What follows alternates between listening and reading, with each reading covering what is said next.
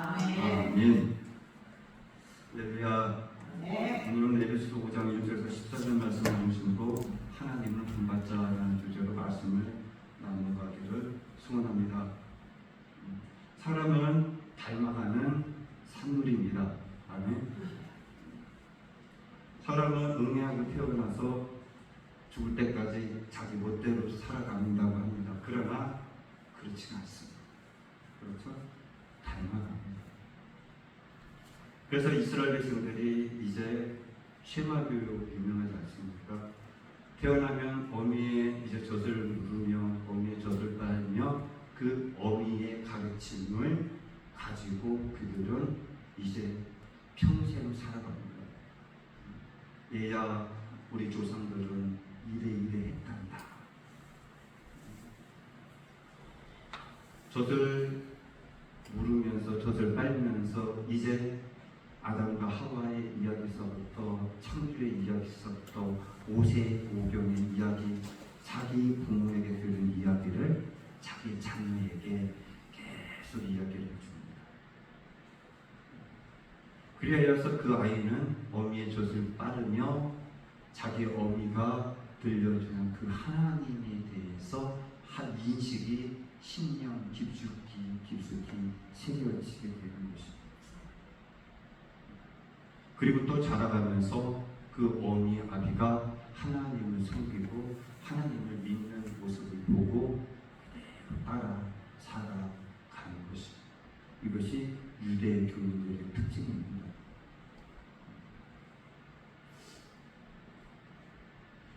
제가 예전에 한번 말씀드렸듯이 성지순례 갔을 때 이제 한국의 벽에 이제 주일날 갔지 않습니까? 갔는데 이제 우리 아이들만한 아이들이 착한 옷을 입고 모자를 쓰고 착한 구두를 신고 이제 편한 옷을 입고 아비를 따라서 털풀럭 뛰기도 하고 걷기도 하고 이제 통곡의 벽으로 갑니다.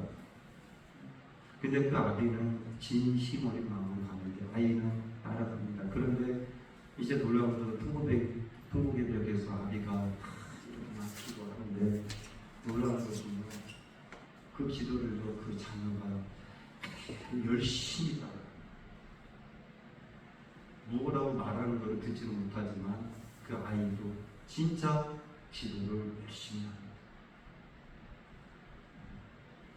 그것이 교육이었던 것입니다.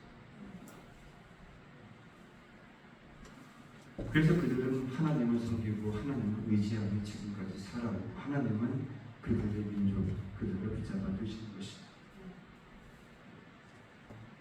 예, 사람은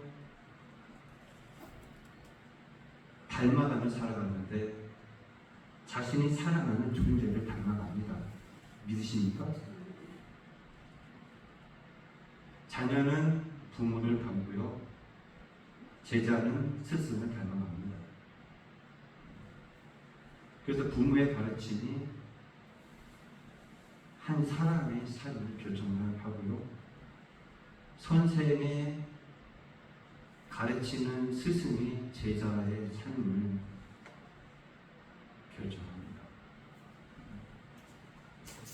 사도 바울은 오늘 성경 본문을 통하여 에베소서 이 5장을 통하여 성도들에게 놀라운 말씀을 합니다. 에베소 5장 2절이 이렇게 말하죠. 그러므로 사랑을 받는 자녀같이 너희는 하나님을 본받는 자가 되고. 아멘. 세상은 성공한 사람들을 닮아가라고 합니다. 예, 어디 가게가 잘 되는데 저 사람 같이 해봐. 어떤 사람은 참 그냥 부자로 사는데 너도 저렇게 공부해서 저렇게 한번 성공해봐. 우리 가르치는 이것이 아닙니까? 그렇죠? 야 이놈아 열심히 해서 성공해서 좀 부자 돼. 잘 살아. 잘 먹고 잘 살아야지. 얘야 열심히 해서 서울대 가야지. 서울대 가서 뭐 할 거야?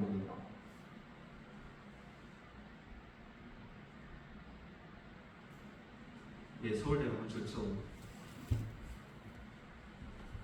세상은 이렇게 성공한 언어한 기술점을 닮아가라고 말을 합니다. 그런데 복음, 말씀은 세상을 닮으라고 하지 않습니다. 하나님을 닮아라 이렇게 말을 하는 것입니다. 목사님 이상한 말씀하지 마세요. 죄인이 인간이 하나님을 닮아가요.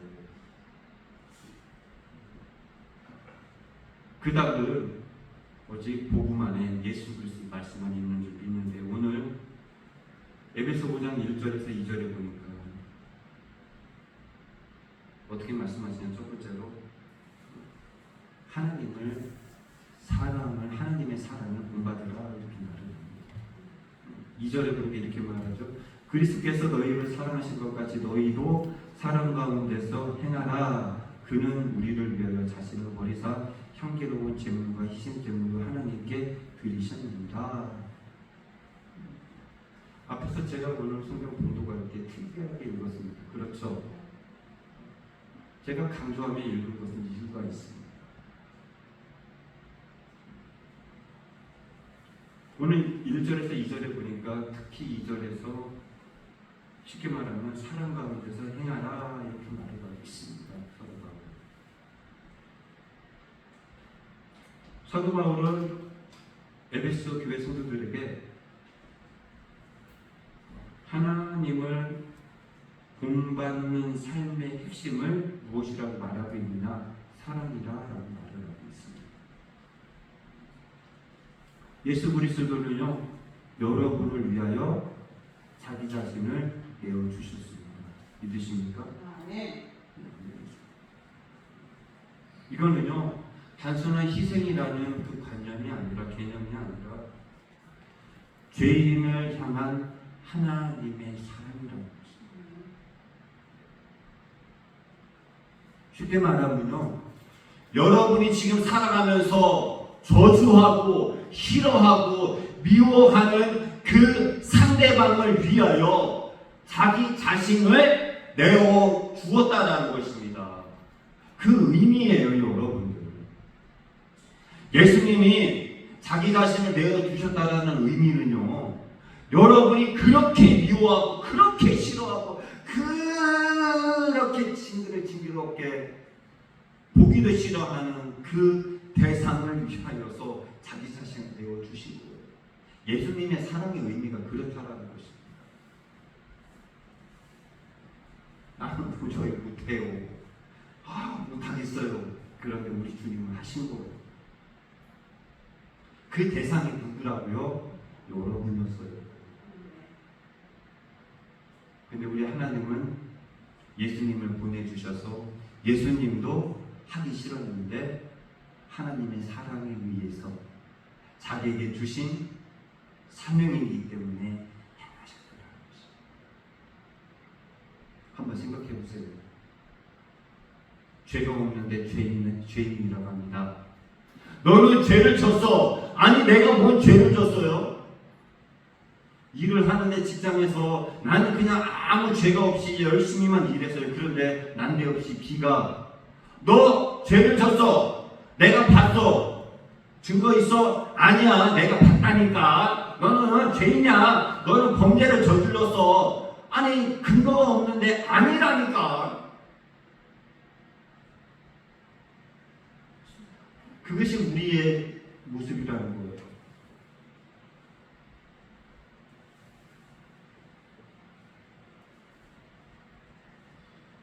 그래서 십자가라는 것은요, 단순한 희생의 의미가 아니라 죄인을 향한 하나님의 사랑의 절정이라는 것입니다. 그래서 복음의 핵심은 이것이 아닙니까? 사랑을 받을 자격이 있어서 우리는 사랑받고 구원받은 것이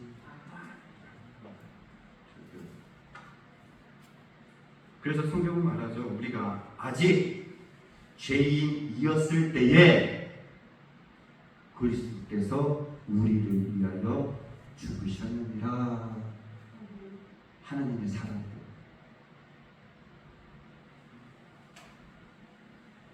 그래서 그리스도의 십자가는요,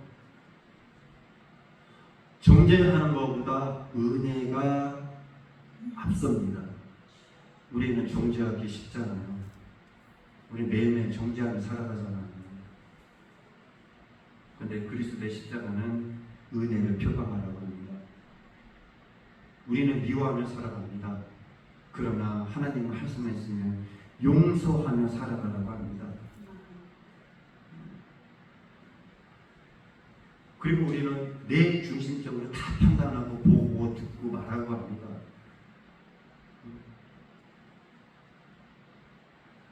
내가 바르다고 말하고 뒤돌아서서 내가 그 잘못을 범합니다. 그리고 이제 그것을 그럴 수도 있어라고 말합니다. 이것은 내 중심적으로 살아가는 거예요. 그런데 그리스도의 십자가는요, 내 자신 스스로 먼저 희생하라고 합니다. 예수님이 그러셨잖아요. 그래, 내가 죄인이야. 죄를 지지 않았는데 그래, 너희 마음대로 해. 하나님의 사랑 때문에 내가 그리 하나. 자기중심적으로 바라보고 판단하는 것이 아니라 하나님을 의지하며 희생하는 것입니다. 그리스도의 십자가. 그래서 우리는요, 이러한 사랑을 받아 살아가고 있는 크리스찬들이기 때문에 그 사랑을 흘러보내야 하는 것입니다. 우리가 산 높은 곳에 가면 요즘에 이제 장마철에 나오는데요, 이제 사방댐이라는 것이 있죠. 자, 호수하고 사방댐하고요, 어느 물이 깨끗할까요? 사방댐이 훨씬 깨끗합니다. 그렇죠? 왜 그럴까요? 사방댐은 계곡에 흘러내려오는 물을 임시 가두는 저장시설입니다. 그런데 물이 모이면 그 물은 계속 흘러가고 순환을 합니다. 그래서 그 물은 깨끗합니다. 그런데 호수는 어떻습니까? 흐르긴 흐르는데 가두어 놓은 곳이기 때문에 사방댐보다 탁합니다. 다시 말하면 우리도 흘려보내야 되는 거예요. 하나님의 사랑을 입었기 때문에 그래, 그럴 수 있지. 내 중심으로 살아가는 삶을 내려놓는 것입니다. 미움, 정죄, 그럴 수도 있지. 상대방이 그러면 어떻습니까? 그래, 그럴 수 있어. 근데 나는 크리스찬이니까. 내 마음속에서 비워버리는 것이. 그래서 우리는 직장과 가정에서 우리가 더 그리스도의 사랑을 표현하고 표출하며 살아가는 저와 여러분이 되기를 원합니다. 그리고 때로는 용납해주고요. 그리고 또한 상처받은 사람을 위해서 기도하고,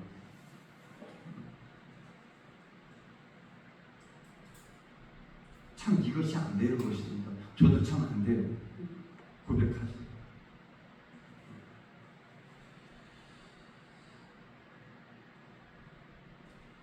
나는 용납을 받지 않았는데 어떻게 용납합니까? 나를 계속 상처를 주는데 어떻게 그 사람들을 기도하고 그 사람들을 용납해주고. 힘듭니다. 그래도 우리는 그렇게 받았잖아요.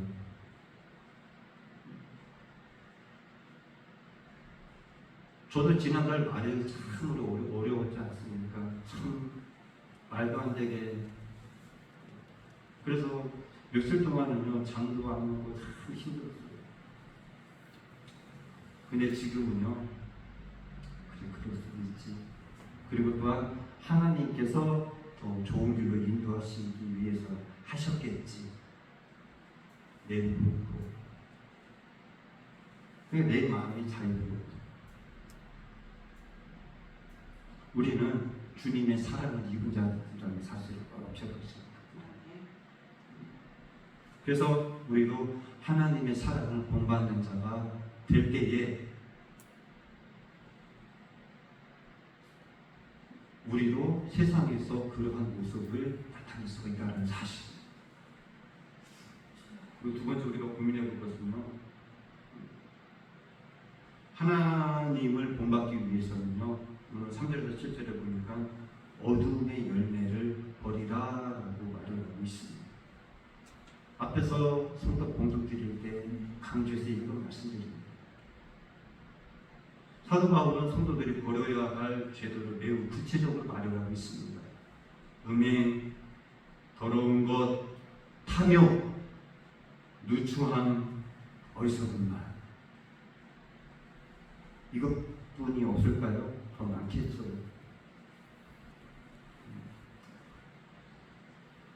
복음은 단순히 종교 생활이 아닙니다. 아멘. 저는 얼마 전에 이러한 것 가지고 약간 딜레마를 겪은 적이 있습니다. 어떤 말씀이냐면, 이 종교생활, 신앙생활이 단순한 습관적으로 하고 있지 않느냐. 제가 이걸 가지고 한참 고민한 적이 있습니다. 그래서 여러분들과 우리가 소수이지만 과연 우리가 지금 현재 단순한 그냥 종교 생활화 하고 있지 않느냐. 우리 하나님을 섬기면 되는 거지. 예배만 드리면 되는 것이 아닌가? 교회 와서 한 시간 앉아있다 가면 예배 드리고 하나님 잘 섬기고 있는 거 아닌가? 혹시 우리가 지금 이러한 생각을 가지고 있지 않을까? 그래서 제가 지난주 수요일날 엊그저께죠, 그 하나님께 예배라는 주제로 그리스도 말씀드린 것입니다. 예배는 40-50분 예배를 드리는 것만이 예배가 아니라는 것입니다. 그래서 예전에 부흥회 가면 강사님이 여러분들 화장실 가서도 그것도 예배요, 그렇게 말하시는 강사님이 있어서 그러면 이제 듣는 성도들이 깔깔깔깔 웃고, 그것은 아니지만 그 강사님이 말씀한 것은요, 예배드리는 자리에서만 하나님을 섬기려고 하지 말으라는 것이죠.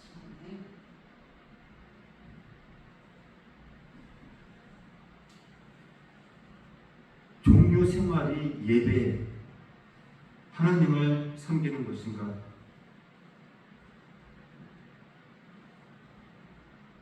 하나님을 본받게 되면요, 어떻게 되느냐? 삶의 변화가 일어납니다. 우리는 상대방의 삶의 변화를 잘 눈으로 잘 판단하고 잘합니다. 근데요, 여러분들, 하나님도 우리를 동일한 시각으로 바라보고 계십니다. 이해가 되십니까? 그래서 우리가 말씀을 듣고 먹고 우리가 말씀화되어 가야 하는 것입니다. 그런데 우리 하나님은요, 계속 지켜보고 계신 거예요. 아멘. 그러면서 우리를 도와주시면서 우리를 이끌어 가십니다. 그러면서 하나하나 채워주십니다. 그래서 하나님은 사랑하는 하나님이신 것입니다.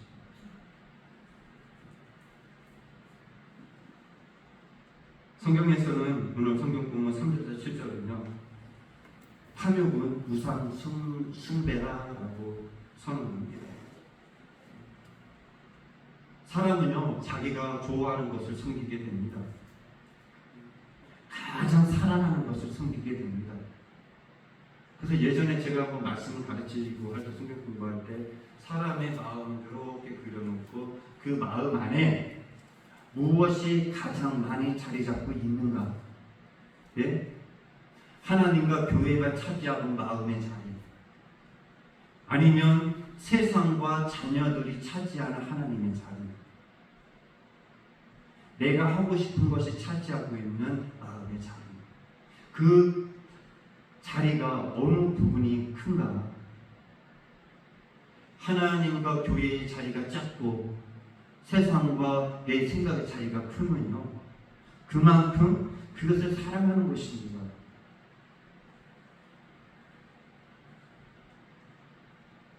그래서 우리는 내가 좋아하고 내가 사랑하는 것을 더 많이 쫓고 그것을 향하여 살아가는 것입니다. 그래서 우리는 천국 가는 열차를 탔다라고 말합니다. 그렇죠. 천국을 가는데 하나님을 섬기는데 우리가 이거는 신앙생활하면서 기준으로 잡아야 되리라 저는 믿는데요. 어떤 말씀이냐? 자, 우리가 하나님을 믿고 구원받아서 천국을 가는데, 천국을 향하여 신앙생활을 가는데 세상은 무엇일까요? 하나님을 섬기고 하나님께 가는데 부차적인 거라는 것입니다. 아멘? 아멘. 이것이 우리 믿음의 사람들에게 핵심이에요. 하나님을 믿고 신앙생활하며 천국 가는데 세상에 있는 모든 것은요, 필수적인 게 아니라는 거예요.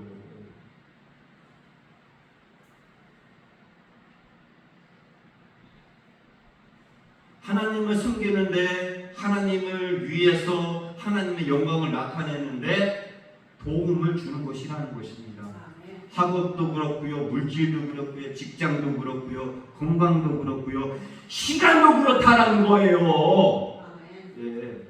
그런데 내가 지금 살아가고 있는 현실의 삶이 우선이고 하나님이 필요한 조건이라면, 부차적인 거라면 잘못된 거라는 것입니다. 아멘? 이것이 우선순위라는 거예요. 그래서 우리가 하나님을 본받아 가면서 우리 자신을 새롭게 해야 하는 이유가 여기에 있는 것입니다. 돈, 성공, 인정받는 것, 쾌락이 하나님을 섬기는 것보다 더 커지고 내 인생의 자리에서 더 커질 때 여러분들 그것은 우상이 될 수가 있는 것입니다. 아니, 우상이죠. 왜? 하나님보다 그것을 더 사랑하니까 아닙니까? 성경은 그리 말하지 않습니까? 그래서 이 율법 말씀은 죄를 드러내지만 복음은요, 그 죄를 이기게 하는 것입니다. 아멘. 우리는요, 복음으로 말미암아 하나님께 은혜를 입어 새 사람이 되어서 죄를 이겨 나가는 것입니다. 그것을 뛰어 넘어가는 것입니다. 아멘. 더러운 것들을 미워하고 탐욕을 미워하고 어리석은 말들을 미워하며 우리가 주님을 닮아가는 것입니다. 하나님을 본받아가는 것입니다. 그래서 오늘 이 에베소서에서는 이 하지 말라라는 말이 많습니다. 그래서 이 하지 말라, 즉 포기하고 끝내라는 것이 아니라 바로 너희는 새 사람이 되었다라는 것입니다. 너희는 새 사람이 되었으니 새 사람의 삶을 쫓아가라는 것입니다. 예, 3절에서 7절 보면 하지 말라 이런 말이 많지 않습니다.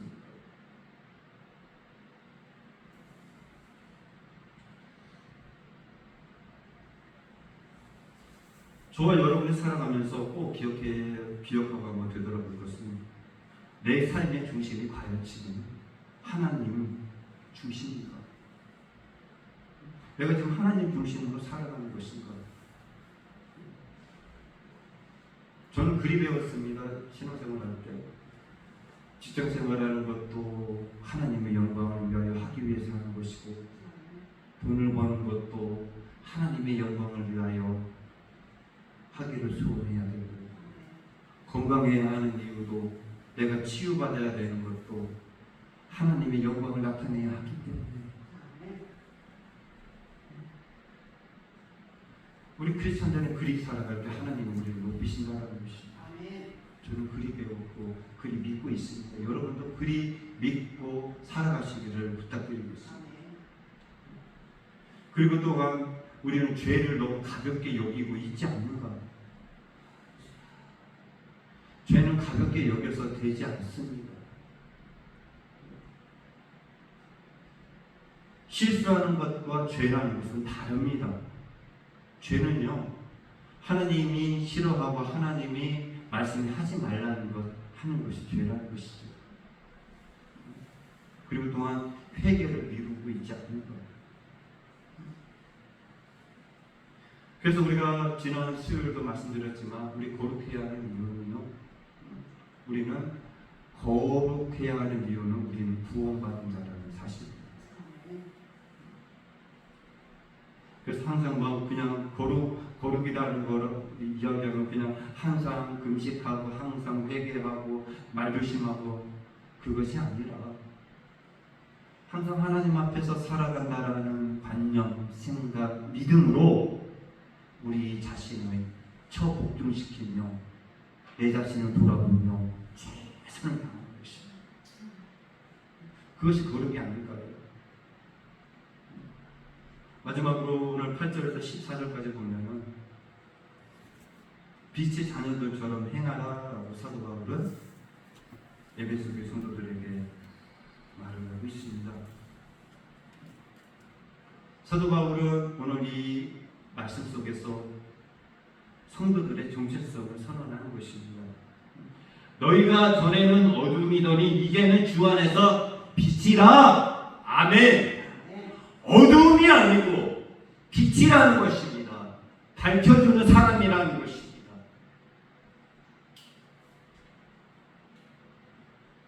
그리고 예전에는요, 우리는 어둠 속에 있었다가 아닙니다. 우리는 어두움 자체였습니다. 아멘. 쉽게 말하면 세상에서 지금 악을 저지르고 있는 사람들이 보이죠. 하나님 앞에서 우리가 그러한 자들이었다라는 거예요. 네? 우리가 하나님 편에서 그러한 자들이었어요. 그런데 하나님은 우리를 용서해 주셨다는 거예요. 그래서 하나님이 원하는 것은 그들을 불쌍히 여기고 그들을 위해서 기도하고, 그리고 또한 너희는 그들과 다른 사람이기 때문에 어떻게 해요? 그들을 따라가지 말고 나를 믿고 나를 따르라는 것입니다. 이것이 복음에서 말씀하고 있는 것입니다.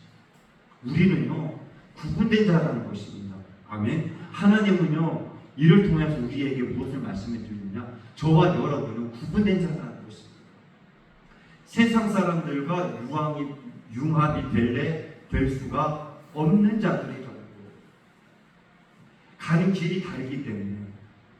그렇기 때문에 우리는 세상을 향하여 달려가는 것이 아니라 주를 향하여, 천국을 향하여 달려가는 자들이라는 사실이죠.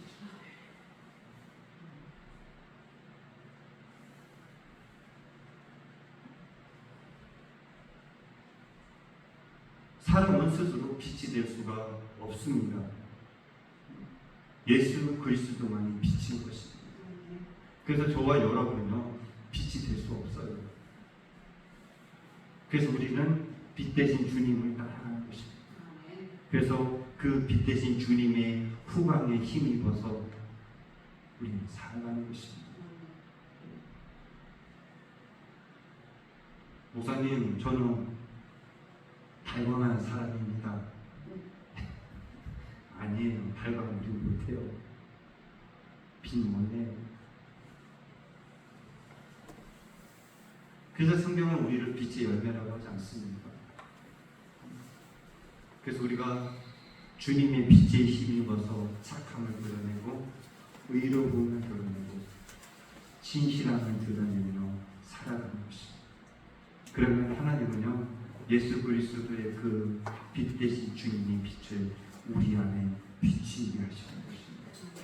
내 안에 주님이 계심으로 말미암아 그 주님이 빛을 발현하셔서 우리는 그 빛을 바라는 것입니다. 여러분들, 빛은 숨지 않습니다. 빛은 드러납니다. 어둠을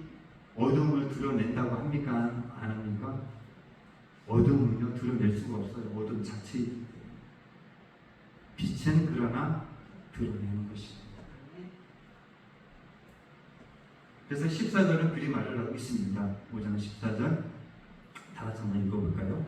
시작. 그러므로 이르시기를 잠자는 자여 깨어서 죽은 자들 가운데서 일어나라. 그리스도께서 너희에게 비추이시리라 하셨느니라. 아멘. 이 말씀은 영적으로 잠들어 가고 있거나 잠든 자들을 향하여 복음의 초청입니다. 죽은 영혼도 하나님의 빛이 비출 때에 살아납니다. 저와 여러분에게는 그 빛이 비추고 있습니다. 우리는 그래서 살아난 것입니다. 아니 살아있는 것입니다. 결론을 내립니다. 하나님을 본받는 삶은요, 종교 생활이 아니라 복음으로 향한 열매들이라는 사실입니다. 저와 여러분은요, 사랑받았으므로 사랑하고요, 용서받았기 때문에 용서하고요, 아멘. 빛을 받았기 때문에 빛 가운데 살아가는 것입니다. 세상은 어둡습니다. 깜깜합니다. 희망을 볼래볼 수도 없습니다. 그러나 하나님은요, 그러니 너희를 통하여 내가 빛을 비추기 원하노라. 그래서 우리는 지금 현재 빛을 비춰야 되는데 과연 누구를 닮아가고 있습니까?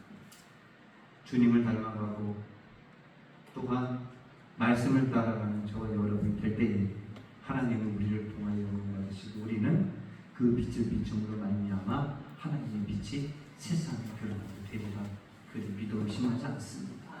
이 한 주간 그렇게 살아가는 저와 여러분 되시길 축원드립니다. 하나님,